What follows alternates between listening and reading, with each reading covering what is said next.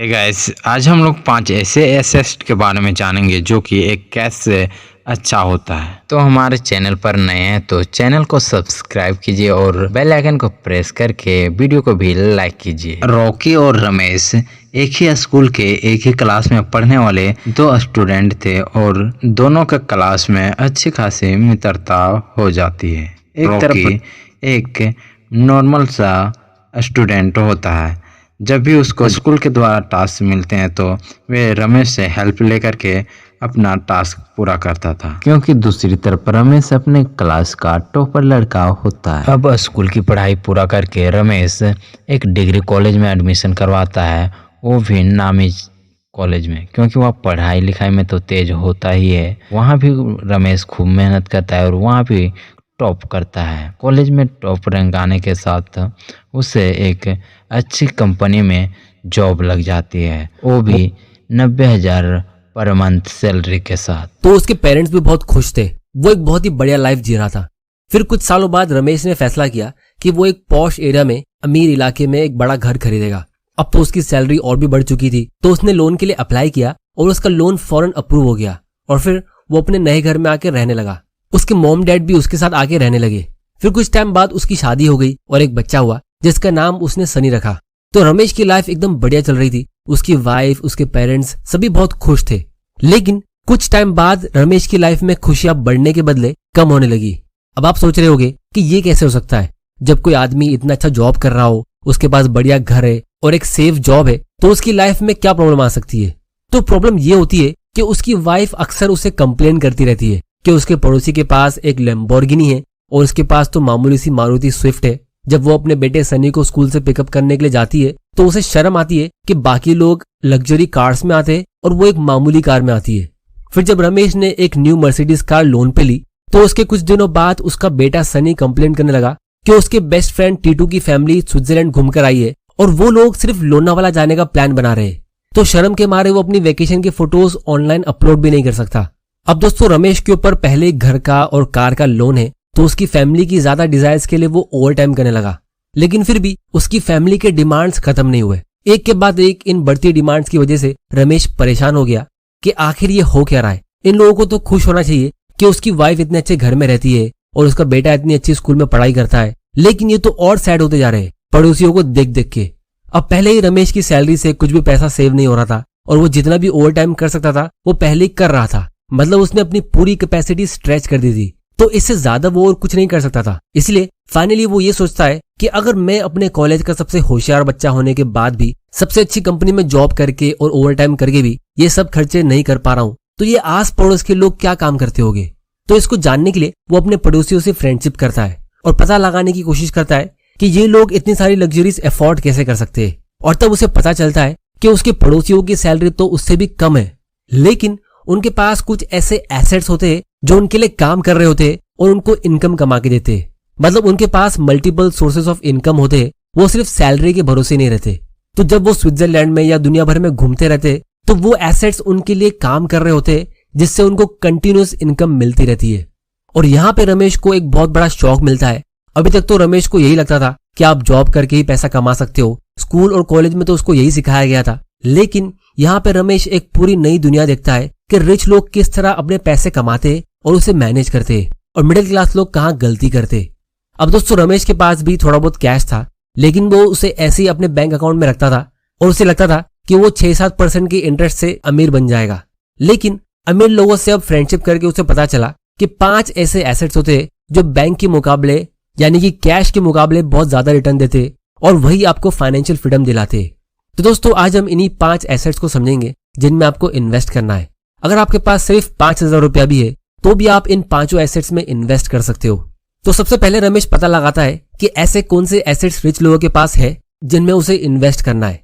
तो उसके लिए वो अपने एक पड़ोसी से दोस्ती करता है। तो वहाँ उसे उसका बचपन का क्लास फ्रेंड रॉकी दिखाई पड़ता है, वो भी इसी शहर में रहता है। अब रॉकी एक यंग सेल्फ मेड मिलियनर है जिसके पास बहुत सारे एसेट्स है। वो अक्सर रिलैक्स करता हुआ, बुक्स रीड करता हुआ पार्क में नजर आता है। तो रमेश रॉकी से पूछता है कि उसे भी एसेट्स बिल्ड करने हैं और फाइनेंशियल फ्रीडम अचीव करना है, ताकि वो भी वैकेशन एंजॉय करता रहे और उसकी इनकम चालू रहे। तो उसके लिए रॉकी उसे कहता है कि देख भाई, मैं तेरी हेल्प जरूर करूंगा, लेकिन मैं आज शाम की फ्लाइट से एक बहुत ही इंपॉर्टेंट मीटिंग के लिए जा रहा हूं और मैं नेक्स्ट वीक रिटर्न आऊंगा। तो तब तक तुम अपना फाउंडेशन बिल्ड करो, जिसके लिए मैं तुम्हें 3 बुक सजेस्ट करूंगा। तुम उसे फौरन बाय करके रीड करना शुरू कर दो। जब मैं रिटर्न आऊंगा तो तुम मुझे बताना तुमने उससे क्या सीखा। तो 3 बुक्स जो रॉकी सजेस्ट करता है वो होती है poor Charlie's almanack, psychology of money और Berkshire Hathaway letter to shareholders. तो रमेश फौरन अपने घर जाता है और लैपटॉप से उन तीनों बुक्स को अपने कार्ट में ऐड करता है और उसे ऑनलाइन ऑर्डर करता है।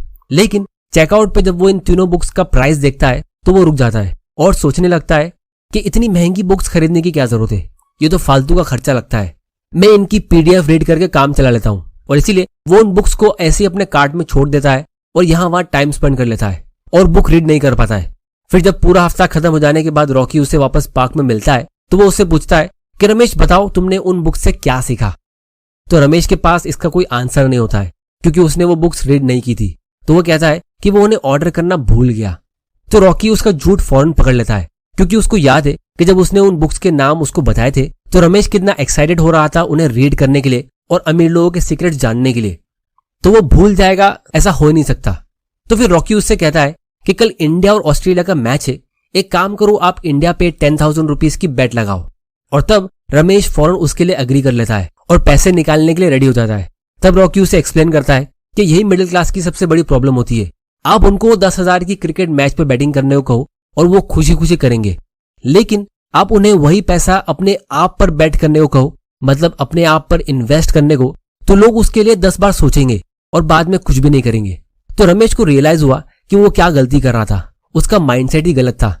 फिर रॉकी कहता है कि देख, जब मैं कोई बुक खरीदता हूं तो मैं उसके प्राइस टैग की तरफ बिल्कुल भी नहीं देखता हूं। दूसरी किसी भी चीज की शॉपिंग करते हुए मैं जरूर 2 बार सोचता हूं, लेकिन सेल्फ एजुकेशन में जैसे बुक्स और कोर्सेज के मामले में मैं बिल्कुल भी नहीं सोचता हूं, क्योंकि ये बुक्स और कोर्सेज इन्वेस्टमेंट होते हैं, एक्सपेंस नहीं, और आपकी लाइफ के सबसे अच्छे इन्वेस्टमेंट। क्योंकि मैं भी एक मिडिल क्लास फैमिली से आया हूं और अगर मैं इन बुक्स और कोर्सेज में इन्वेस्ट नहीं करता तो मैं भी वही करता जो मेरे पेरेंट्स, सोसाइटी के लोग और मेरे दोस्त करते, जो है कोई मामूली सा जॉब और हमेशा रैट रेस में फंसा रहता और हमेशा दूसरों को ब्लेम करता अपनी प्रॉब्लम के लिए। और अगर मैं अपनी लाइफ के सारे इन्वेस्टमेंट्स को एनालाइज करूं तो मैंने अपनी लाइफ टाइम में बुक्स और कोर्सेज में 1 लाख रुपए से भी कम का इन्वेस्टमेंट किया होगा, लेकिन आज उनकी वजह से मेरे पास करोड़ों के एसेट्स है। तो दोस्तों, ये था सबसे पहला एसेट जो कैश से अच्छा है। अगर आपके पास आपके वॉलेट में या बैंक अकाउंट में 5 या 10,000 रुपए ऐसे रखे जिसकी आपको जरूरत नहीं है, तो आपको उसे अपने माइंडसेट पे इन्वेस्ट करना चाहिए, क्योंकि investment in education page the highest.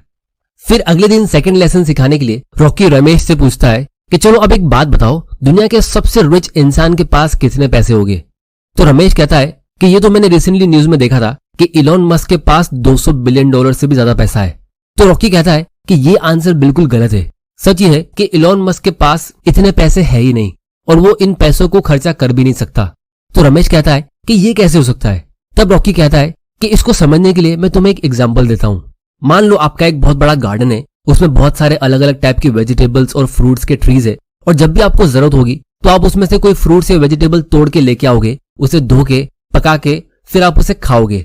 उसके बाद आप उस गार्डन का ख्याल रखोगे और उसे ग्रो करोगे।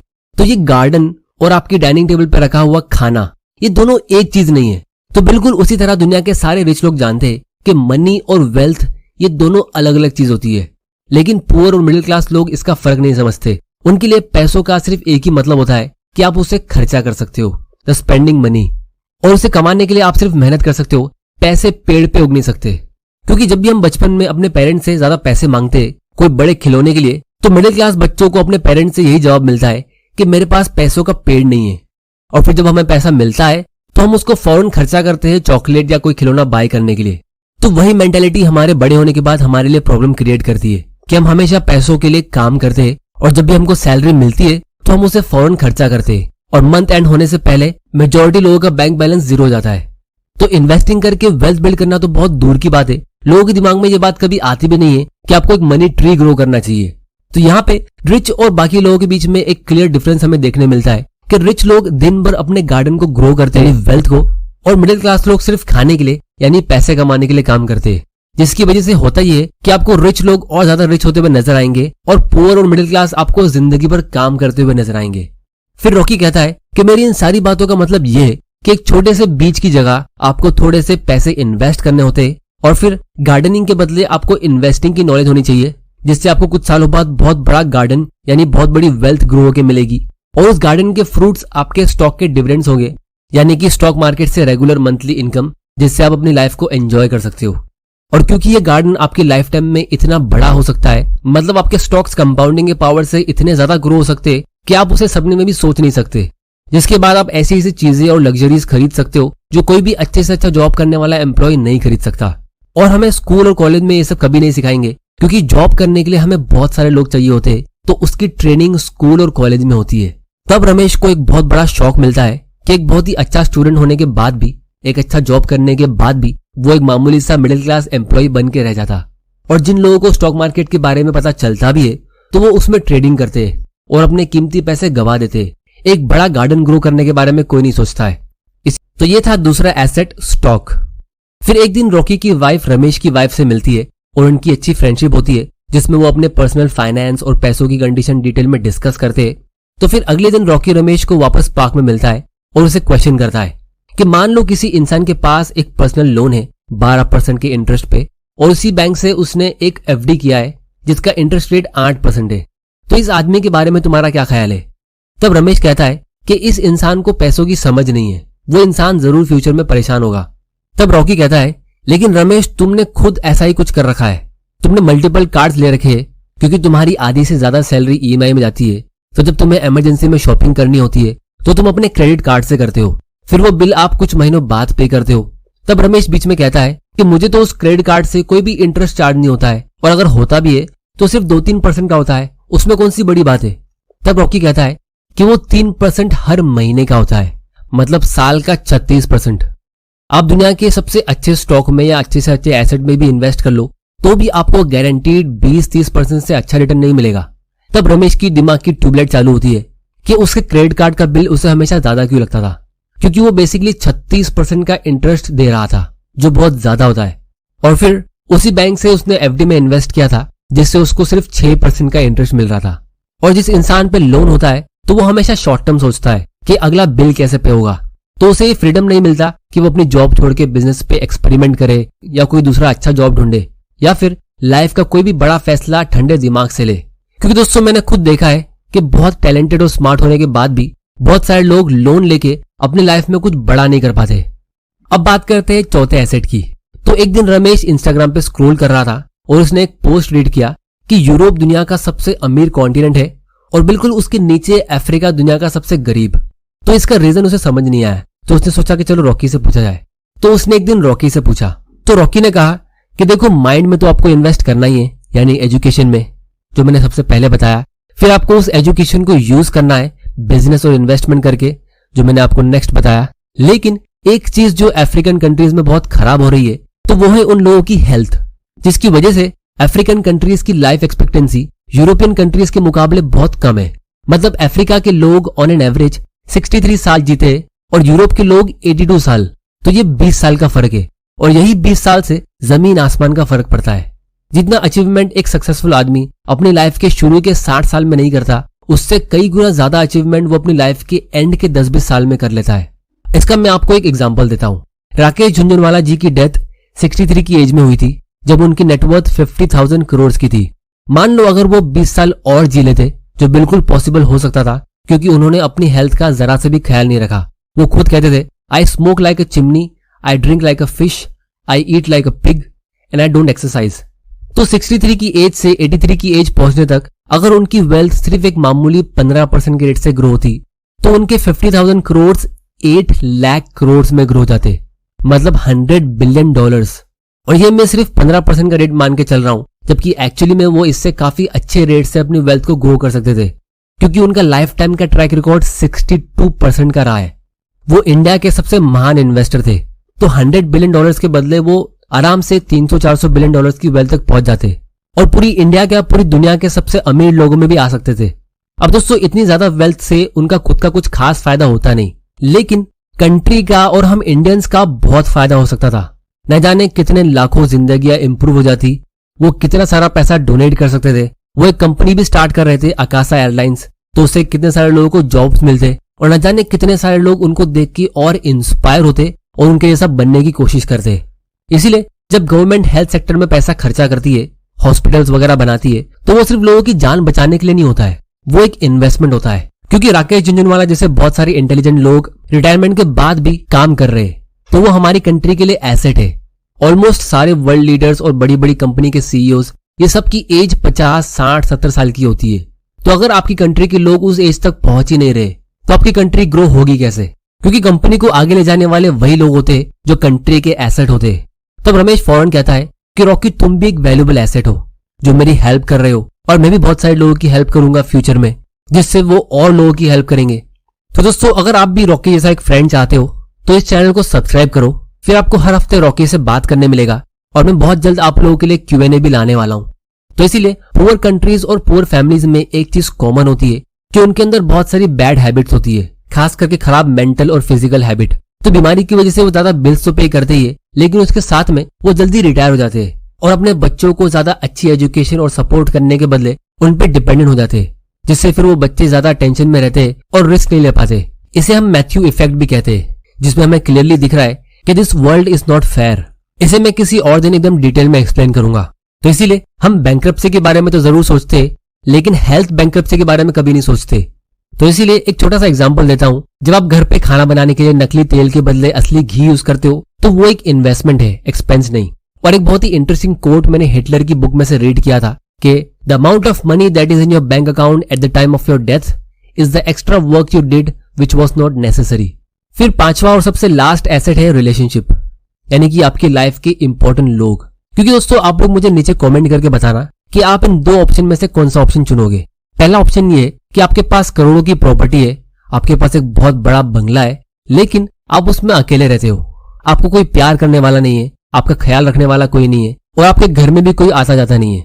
और दूसरा ऑप्शन ये है कि आपके पास एक डिसेंट साइज का घर है जिसमें आपके खास लोग रहते हैं, जैसे आपकी वाइफ, आपके सारे बच्चे, आपके मॉम डैड, और आपके कुछ स्पेशल फ्रेंड्स भी आते रहते हैं।